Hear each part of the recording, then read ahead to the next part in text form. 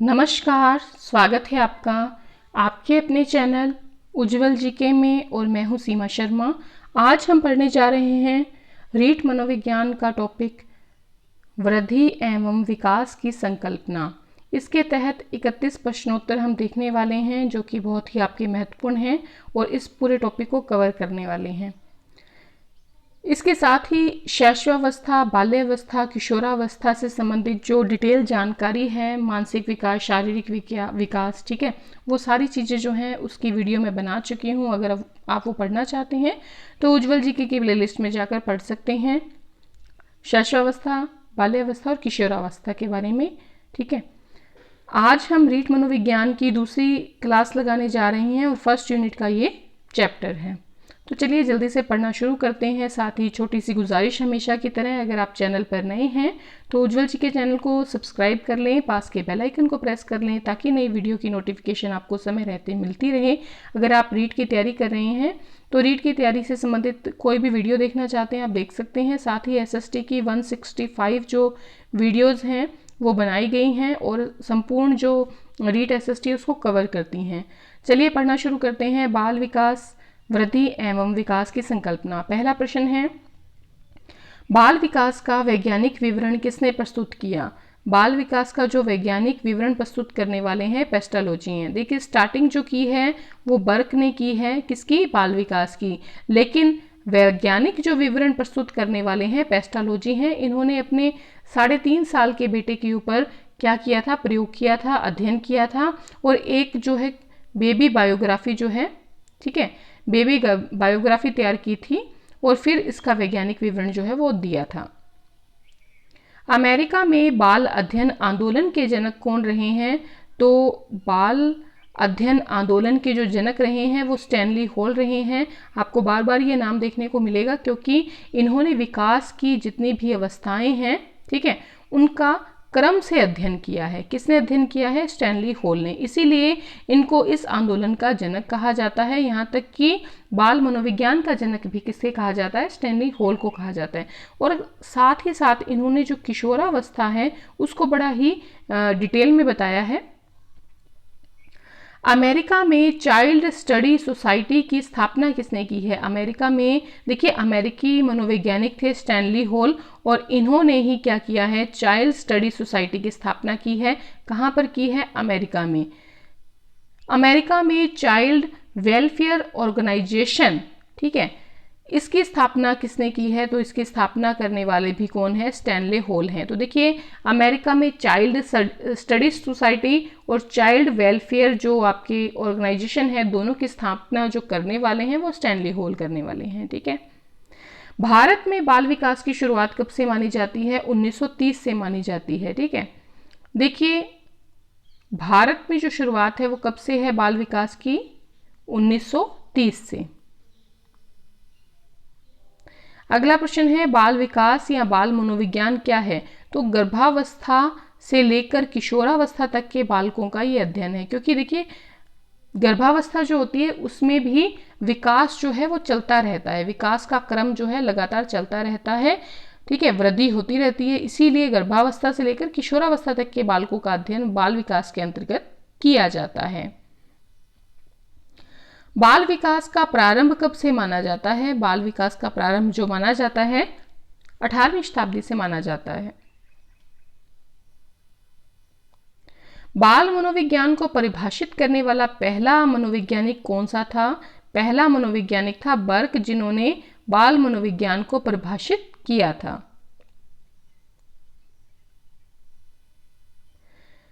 पहले बाल सुधार गृह की स्थापना कहाँ पर की गई है? न्यूयॉर्क में की गई है। काफ़ी इम्पोर्टेंट है। 1887 ईस्वी में न्यूयॉर्क में पहले बाल सुधार गृह की स्थापना की गई थी। देखिए 20वीं जो शताब्दी थी उस टाइम में क्या हुआ, जो मनोविज्ञान है, मनोविज्ञान से संबंधित बहुत सी किताबें जो हैं उनका प्रकाशन का कार्य किया गया था। मनोविज्ञान के क्षेत्र में सबसे पहले प्रश्नावली का निर्माण किसने किया है? अगर हम बात करें सिर्फ और सिर्फ मनोविज्ञान के संदर्भ में तो वो है RS वुडवर्थ। इन्होंने प्रश्नावली का सबसे पहले निर्माण किया है मनोविज्ञान के क्षेत्र में। अगर हम बाल मनोविज्ञान के संदर्भ में बात करें कि किसने सबसे पहले प्रश्नावली का निर्माण किया है, तो वो है स्टैनली हॉल। इन्होंने बाल मनोविज्ञान के क्षेत्र में क्या किया है, प्रश्नावली का निर्माण सबसे पहले किया है। बाल मनोविज्ञान का जनक किसे कहा जाता है? स्टैनली हॉल को कहा जाता है। अमेरिकी मनोवैज्ञानिक थे। 20वीं शताब्दी को बालकों का काल किसने कहा है? तो बड़ी फेमस कोटेशन है, बहुत बार आपने बीएड में देखी होगी, पढ़ी होगी, लिखी होगी। तो 20वीं शताब्दी को बालकों का काल क्रो एंड क्रो ने कहा है। अभिवृद्धि जिसको आप ग्रोथ कह देते हैं, विकास जिसको आप डेवलपमेंट कह देते हैं, इनमें अंतर क्या है? तो देखिए अंतर थोड़ा सा समझते हुए चलेंगे, ठीक है। सबसे पहले अगर हम वृद्धि की बात करें तो विशेष आयु तक चलने वाली प्रक्रिया होती है, यानी कि एक उम्र तक ये वृद्धि जो होती है वो चलती है, उसके बाद वो रुक जाती है, ठीक है। जैसे कि हाइट है ना, उस प्रकार से। अगर हम इसी संदर्भ में विकास की बात करें तो जन्म से लेकर मृत्यु तक चलने वाली जो प्रक्रिया होती है वो विकास होती है। मतलब ये शारीरिक परिपक्वता ग्रहण करने के बाद भी क्या रहती है, जारी रहती है। मतलब अगर आपका शरीर परिपक्व भी हो गया है, उसके बाद भी विकास जारी रहता है। उसके बाद है परिमाणात्मक परिवर्तन की अभिव्यक्ति। वृद्धि में क्या होता है कि परिमाणात्मक परिवर्तन की परिमाणात्मक का क्या मतलब हो गया, जैसे कि कद है, भार है, आकार है, इनमें क्या होता है, परिवर्तन होता है वृद्धि के अंतर्गत। अगर हम विकास की बात करें तो विकास में परिमाणात्मक पक्षों में तो क्या होती है, वृद्धि होती ही है, अभिव्यक्ति उसकी होती ही है, साथ में गुणात्मक भी होती है, यानी कि उसमें कद, भार, आकार में तो परिवर्तन होगा ही विकास में, लेकिन उसके साथ साथ जो बालक का व्यक्तित्व है ना, बालक के व्यक्तित्व के जितने भी पक्ष हैं उन सभी पक्षों का, चाहे मानसिक है, चाहे शारीरिक है, चाहे सामाजिक है, चाहे चारित्रिक है, उन सभी विकास जो विकास क्रम है उनकी भी अभिव्यक्ति किस में होती है, विकास के अंतर्गत होती है। आगे देखिए, अगर वृद्धि की बात करें तो वृद्धि क्या है, विकास का एक चरण है, यानी कि ये क्या होती है, ये सीमित होती है, ठीक है। क्या होती है, ये सीमित होती है। कौन? वृद्धि। अगर हम विकास की बात करें इसी संदर्भ में तो विकास में वृद्धि भी सम्मिलित होती है। क्यों? क्योंकि विकास का एक चरण कौन है, वृद्धि है, तो इसका मतलब विकास के अंतर्गत जो है शामिल होगा, वृद्धि शामिल होगी, यानी कि मतलब आप ये कह सकते हैं कि वृद्धि जो होती है विकास की क्या होती है, एक उप प्रक्रिया होती है। वृद्धि क्या होती है, विकास की एक उप प्रक्रिया होती है। अगर हम बात करें वृद्धि की तो इसमें परिवर्तनों को आप देख सकते हैं, नाप सकते हैं, ठीक है। जैसे बालक का भार हो गया, बालक का कद हो गया, बच्चा किस प्रकार से अपने भार को बढ़ा रहा है, कद को बढ़ा रहा है, ठीक है। उन सब परिवर्तनों को आप देख सकते हैं, उसको नाप सकते हैं। जबकि विकास में क्या है, परिवर्तनों को अनुभव किया जा सकता है, नापा नहीं जा सकता। मतलब वृद्धि तो होगी ही, ठीक है, लेकिन व्यक्ति के व्यवहार में जो परिवर्तन आते हैं उनके निरीक्षण के द्वारा क्या होता है, आप महसूस कर सकते हैं कि हाँ जी भाई इसमें परिवर्तन हो रहा है, इस बच्चे में परिवर्तन हो रहा है, इस व्यक्ति में परिवर्तन हो रहा है। आगे अगर हम बात करें वृद्धि की तो केवल शारीरिक परिवर्तन को ही व्यक्त करता है। शरीर का कोई भी पक्ष है, किसी एक पक्ष में, कौन सा पक्ष, शारीरिक पक्ष, अगर शारीरिक जो पक्ष है उसके अंतर्गत परिवर्तन होगा तो वो वृद्धि कहलाएगा। जबकि अगर हम बात करें विकास की तो इसमें सारे पक्ष जो होते हैं उन सब में परिवर्तन होता है और वो संयुक्त रूप से होता है, ठीक है। जैसे भावनात्मक परिवर्तन हो गया, सामाजिक परिवर्तन हो गया, शारीरिक विकास जो है हो गया, तो ये सभी जो है इसमें सम्मिलित होते हैं विकास के अंतर्गत। अगला प्रश्न है, अभिवृद्धि और विकास के सिद्धांत कौन कौन से हैं? थोड़ा सा इनको डिटेल में समझते हुए चलेंगे, ठीक है। सबसे पहला देखते हैं हम निरंतर विकास का सिद्धांत। देखिए ये जो सिद्धांत है ये कहता है कि जो पहले 3 साल होते हैं बच्चे के, उसके अंदर विकास की प्रक्रिया बड़ी क्या होती है, तेज गति से होती है, लेकिन फिर बाद में धीरे धीरे वो मंद पड़ जाती है, ठीक है। शरीर के कुछ भागों का विकास तो बड़ी तेजी से होता है और कुछ अंगों का विकास क्या है, धीमी गति से होता है। यानी कि विकास क्या है, चाहे तेज गति से हो चाहे मंद गति से हो, लेकिन ये विकास जो होता है वो निरंतर चलता रहता है। और ये जो सिद्धांत है, इस सिद्धांत को जो स्पष्ट किया था वो किया था स्किनर ने। किसने किया था? स्किनर ने स्पष्ट किया था। चलिए अगला देखते हैं, अभिवृद्धि और विकास का सिद्धांत।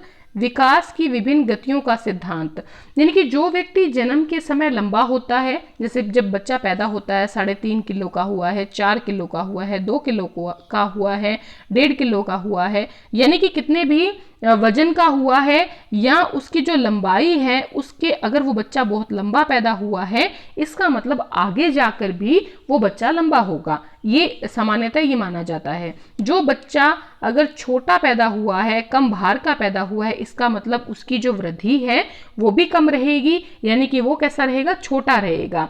इस सिद्धांत का जो स्पष्टीकरण है वो किया है डगलस ने, और डगलस के साथ हमेशा कौन रहते हैं? हॉलैंड। ठीक है, डगलस और हॉलैंड ने ये स्पष्टीकरण किया है कि विकास की विभिन्न गति जो है वो विभिन्न गतियों का सिद्धांत दिया है। किसने दिया है? डगलस और हॉलैंड ने दिया है। चलिए आगे चलते हैं।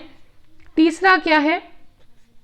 तीसरा सिद्धांत है विकास और वृद्धि का, विकास की दिशा का सिद्धांत, नहीं, विकास क्रम का सिद्धांत। ठीक है, विकास क्रम का सिद्धांत।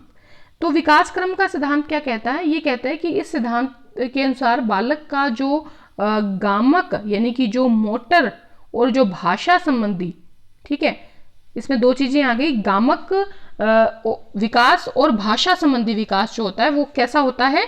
वो एक क्रम में होता है, और वो क्रम कैसा होता है? निश्चित होता है। जैसे लगभग आप मान लीजिए कि अगर 3.5 साल का बच्चा है, 3 से 3.5 साल का बच्चा, तो वो क्या है? एक सर्कल को क्या बना सकता है?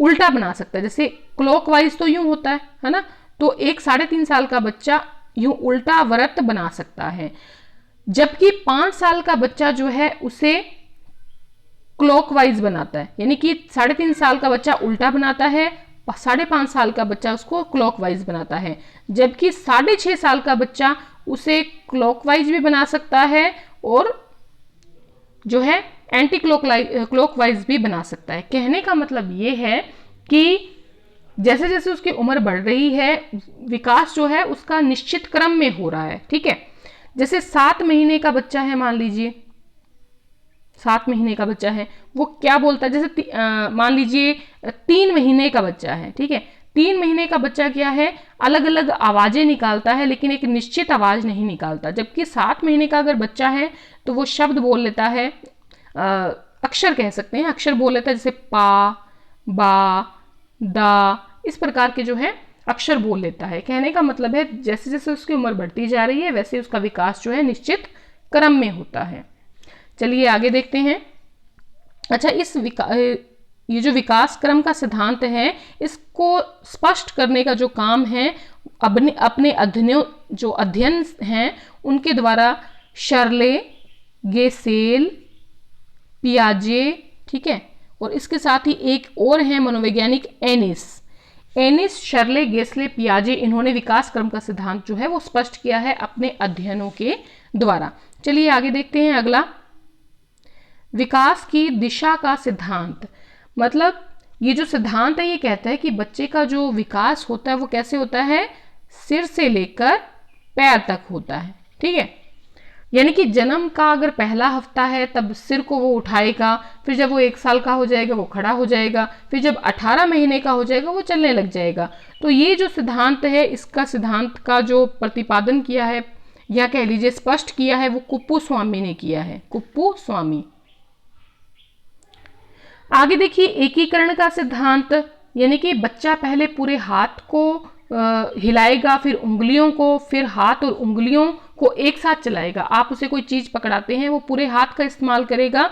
ठीक है, अगर आप पेंसिल पकड़ा रहे हैं तो वो उंगली का इस्तेमाल नहीं करके पूरे हाथ का इस्तेमाल करेगा अगर बच्चा छोटा है तो एकीकरण का सिद्धांत, यानी कि धीरे धीरे वो अपने एक चीज पर आता है, पहले पूरे हाथ का इस्तेमाल करता है, फिर उंगलियों का, और फिर हाथ और उंगली दोनों का एक साथ। ठीक है, आगे देखिए, परस्पर संबंध का सिद्धांत, यानी कि बालक जब बालक का शारीरिक विकास होता है तो साथ ही उसकी जो रुचियां हैं, उसका जो ध्यान है, उसका जो केंद्रीकरण है, बच्चे का जो व्यवहार है, ठीक है, इन सब में क्या होता है, परिवर्तन होता है और साथ ही गामक और भाषा संबंधी विकास होता है। मतलब उसकी जो फिजिकल एक्टिविटीज हैं, जो भाषा से संबंधित जो एक्टिविटीज हैं, उन सब का विकास होता है। आगे देखिए, व्यक्तिक विभिन्नताओं का सिद्धांत, यानी कि अगर दो बालक हैं एक ही उम्र के, या दो बच्चे हैं, एक लड़का है एक लड़की है, इन दोनों का शारीरिक, सामाजिक, मानसिक विकास जो होता है उसमें क्या होता है, अंतर होता है, वो समान विकास नहीं होता। समान प्रतिमान का सिद्धांत, चाहे कोई भी जाति है, ठीक है, चाहे वो पशु है, ठीक है, चाहे मानव है, कोई भी पशु जाति है, चाहे आप बंदर ले लीजिए, चाहे आप गिलहरी ले लीजिए, ठीक है, या गाय ले लीजिए, कोई भी मानव है उसकी जाति ले लीजिए, चाहे वो मानव भारत में बैठा है, चाहे वो ऑस्ट्रेलिया में बैठा है, अमेरिका में बैठा है, तो उनका जो प्रतिमान होता है वो समान होता है। कहने का मतलब है कि अगर मान लीजिए 9 महीने का टाइम लगता है किसी बच्चे को पैदा होने में, तो चाहे वो अमेरिका में कोई लेडी बैठी है, ऑस्ट्रेलिया में है, इंडिया में है, तो टाइम जो है वो सेम लगेगा, ठीक है, 9 महीने लगेंगे किसी बच्चे को पैदा होने में। यानी कि समान जो प्रतिमान है, जाति का समान प्रतिमान का सिद्धांत। उसके बाद अगला देखें, सामान्य और विशिष्ट प्रतिक्रियाओं का सिद्धांत, यानी कि विकास जो होता है वो क्या होता है, सामान्य प्रतिक्रियाओं से विशिष्ट प्रक्रियाओं में होता है। मान लीजिए कोई नवजात बच्चा है, ठीक है, तो वो अपने शरीर के किसी एक अंग संचालन से पहले क्या करेगा, अपने पूरे शरीर का अंग संचालन करेगा, और फिर किसी विशेष वस्तु की ओर इशारा करने से पहले अपने दोनों हाथों को या एक हाथ को चलाएगा, ठीक है। अगर कोई उसे चीज पकड़नी है तो दोनों हाथों का, दोनों पैरों का इस्तेमाल करेगा अगर कोई नवजात बच्चा है। यानी कि सामान्य से लेकर फिर विशिष्ट प्रतिक्रियाओं में बच्चा आता है, धीरे धीरे जैसे वो बड़ा होता है फिर वो सीख जाता है कि एक हाथ से चीज पकड़नी है, ठीक है। चलिए आगे देखिए, वंशानुक्रम व वातावरण की अंतः जो क्रिया है उसका सिद्धांत, यानी कि बालक का जो विकास होता है वो वंशानुक्रम और वातावरण दोनों की अंतःक्रिया के कारण होता है, एक की अंतःक्रिया से नहीं होता। देखिए इसके लिए मैंने स्पेशल एक वीडियो बनाई हुई है, डिटेल में आप वंशानुक्रम और वातावरण को पढ़ सकते हैं। उज्ज्वल जीके में जाकर शिक्षा मनोविज्ञान पर चले जाएं, वहाँ 42 वीडियो आपको मिल जाएगी, जिसमें एक वीडियो है वंशानुक्रम और वातावरण पर, ठीक है, तो उसमें डिटेल में ये समझाया हुआ है। अगला प्रश्न है, विकास की अवस्थाएं कौन कौन सी होती हैं। तो देखिए विकास की अवस्था में पहली आती है शैशवावस्था, जो कि जन्म से लेकर 5 से 6 साल तक होती है। 5 से 6 साल इसलिए लिखा है क्योंकि कुछ विद्वान 6 साल तक मानते हैं, कुछ विद्वान 5 साल तक मानते हैं। बाल्यावस्था को कुछ विद्वान 5 से 6 वर्ष से शुरू मानते हैं और 12 वर्ष तक का जो है ये पीरियड मानते हैं। उसके बाद आता है किशोरावस्था, तो किशोरावस्था 12 वर्ष से 18 वर्ष तक मानी जाती है, और जो आपके एडल्टहुड पीरियड है वो 18 वर्ष के बाद माना जाता है। आगे देखिए अगला प्रश्न, किशोरावस्था की विशेषताओं को सर्वोत्तम रूप से व्यक्त करने वाला शब्द कौन सा है। तो परिवर्तन, यानी कि परिवर्तन देखने को आपको प्राप्त होंगे कौन सी अवस्था में, तो किशोरावस्था में। चलिए आगे देखिए, विकास के मुख्य पहलू कौन कौन से हैं। तो विकास जो होता है वो शारीरिक होता है, मानसिक होता है, सामाजिक होता है, संवेगात्मक होता है, यहाँ तक कि चारित्रिक भी होता है। तो ये विकास के जो है मुख्य पहलू हैं। अगली कोटेशन है, विकास अभिवृद्धि तक सीमित नहीं है, इसके बजाय इसमें प्रौढ़ावस्था के लक्ष्य की ओर परिवर्तनों का प्रगतिशील क्रम निहित रहता है। विकास के परिणाम स्वरूप व्यक्ति में नवीन विशेषताएं, नवीन योग्यताएं प्रकट होती हैं। बहुत महत्वपूर्ण है, और ये किसने कहा है, हरलोक ने कहा है, ठीक है। हरलोक ने कहा है कि जो विकास है वो अभिवृद्धि तक सीमित, वृद्धि तक सीमित नहीं रहता, ग्रोथ तक सीमित नहीं रहता, इसके बजाय वो जो एडल्ट पीरियड आ जाता है उसमें, उसके आगे तक का जो टाइम है उसमें परिवर्तन जो है लगातार बने रहते हैं, और विकास जो होता है उसके परिणाम स्वरूप क्या होता है, व्यक्ति में अलग अलग विशेषताएं प्रकट होती हैं, अलग अलग योग्यताएं प्रकट होती हैं। अगर आप शैशवावस्था में हैं, आपकी अलग जो है इच्छाएं होंगी, अलग विशेषताएं होंगी, बाल्यावस्था की अलग विशेषताएं होंगी, अलग योग्यताएं होंगी, किशोरावस्था की अलग योग्यताएं होंगी, अलग जो है विशेषताएं होंगी। तो ये कहा है हरलोक ने। अभिवृद्धि शब्द का प्रयोग किया जाता है कुछ सीमा तक अभिवृद्धि का जो प्रयोग है, ग्रोथ का जो यूज किया जाता है, वो किया जाता है शारीरिक विकास के लिए। विकास के संबंध में सही कथन क्या है कि एक तो ये लगातार चलती रहती है और प्रगतिशील रूप में रहती है। इस जो परिवर्तन होते हैं वो प्रगतिशील होते हैं। जन्म पूर्व अवस्था में भी होती है, मतलब गर्भावस्था में भी विकास होता है, क्योंकि आप पहले महीने से लेकर 9 महीने तक क्या होता है, विकास क्रम जो है वो लगातार चलता रहता है। जीवन का सबसे महत्वपूर्ण काल किसको माना है? शैशवावस्था को माना गया है। शैशवावस्था को सीखने का आदर्श काल किसने माना है? वैलेंटाइन ने माना है सीखने का सबसे आदर्श काल। शैशवावस्था की मुख्य विशेषताएं कौन कौन सी हैं? तो शारीरिक विकास में क्या होती है? तेजी रहती है। मानसिक विकास में तेजी रहती है। सीखने की प्रक्रिया में भी तेजी रहती है। कल्पना की सजीवता रहती है, कल्पना जगत में रहता है बच्चा, ठीक है। शैशवावस्था में आत्म प्रेम, खुद से प्रेम करता है, दूसरों पर निर्भर रहता है, और जो उसकी मूल प्रवृत्तियां हैं, ठीक है, उन पर आधारित व्यवहार रहता है। अगर भूख लगी है, ठीक है, तो रोकर व्यक्त करेगा, जो भी मिलेगा उसे खा लेगा, यानी कि मूल प्रवृत्तियों पर आधारित व्यवहार रहता है। नैतिकता का उसमें अभाव रहता है।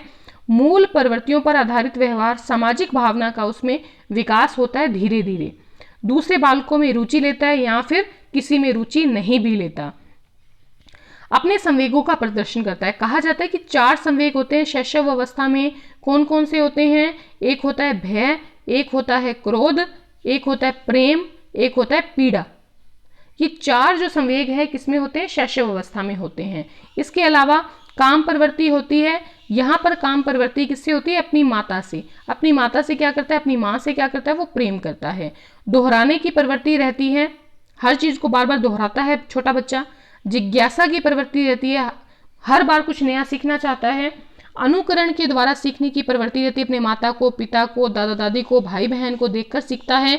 अकेले खेलता है या फिर साथ में खेलने की प्रवृत्ति रहती है। देखिए शैशवावस्था के बारे में डिटेल में मैंने वीडियो बनाई हुई है, शैशवावस्था की और बाल्यावस्था और किशोरावस्था की, तो आप उसको देख सकते हैं उज्ज्वल जीके में जाकर। चलिए आगे देखते हैं। अगली कोटेशन है, शैशवावस्था में सीखने की सीमा व तीव्रता विकास की ओर किसी अवस्था की तुलना में बहुत अधिक होती है। यानी कि बाल्यावस्था है, किशोरावस्था है, शैशवावस्था है, इन तीनों में सबसे ज्यादा जो तीव्रता होती है किसी चीज को सीखने की, वो शैशवावस्था में होती है, ठीक है। तो ये किसने कहा है? ये कहा है वॉटसन ने। व्यवहारवाद के जनक माने जाते हैं वॉटसन। बाल्यावस्था को जीवन का अनोखा काल किसने कहा है? बाल्यावस्था को जीवन का काल कहा है कॉल और ब्रूस ने। आपने बहुत बार पढ़ा है कि जीवन का अनोखा काल होता है बाल्यावस्था, लेकिन किसने कहा है? तो कॉल और ब्रूस ने कहा है। बाल अवस्था या बाल्यावस्था को मिथ्या परिपक्वता का काल किसने कहा है? रोस ने कहा है। अपने आप को क्या समझने लग जाता है कि मैं परिपक्व हो गया हूं, या माता पिता समझने लग जाते हैं कि बच्चा क्या हो गया है? बड़ा हो गया है। बाल्यावस्था वह समय है जब व्यक्ति के आधारभूत दृष्टिकोणों, मूल्यों, आदर्शों का बहुत सीमा तक निर्माण होता है, ठीक है। बाल्यावस्था कैसा टाइम है? जब जो एक व्यक्ति है उसके जो आधारभूत दृष्टिकोण है, उसके जो मूल्य हैं, आदर्श है, उसका काफी सीमा तक निर्माण हो जाता है। ये कथन है ब्लेयर, जोन्स और सिम्पसन का। आधुनिक मनोवैज्ञानिक है ये लोग। स्टेनले हॉल की पुस्तक का नाम है एडोलसेंस, ठीक है। किशोरावस्था को जीवन का सबसे कठिन काल किसने कहा है? किलपैट्रिक ने कहा है। कभी तो इसे बड़ा समझ लिया जाता है, कभी इसको कह दिया जाता है कि आप तो बच्चे हैं, तो क्या है? जीवन का कठिन काल है, किलपैट्रिक ने ऐसा कहा है। किशोरावस्था बड़े तनाव की, बड़े संघर्ष की अवस्था है, ये किसने कहा है? स्टेनले हॉल ने कहा है। तो इस प्रकार से आज हमने 31 क्वेश्चन किए हैं, और अगर आपको वीडियो पसंद आई है तो लाइक और शेयर करना आपका बनता है। शेयर करें अपने मित्रों में ज़्यादा से ज़्यादा। धन्यवाद।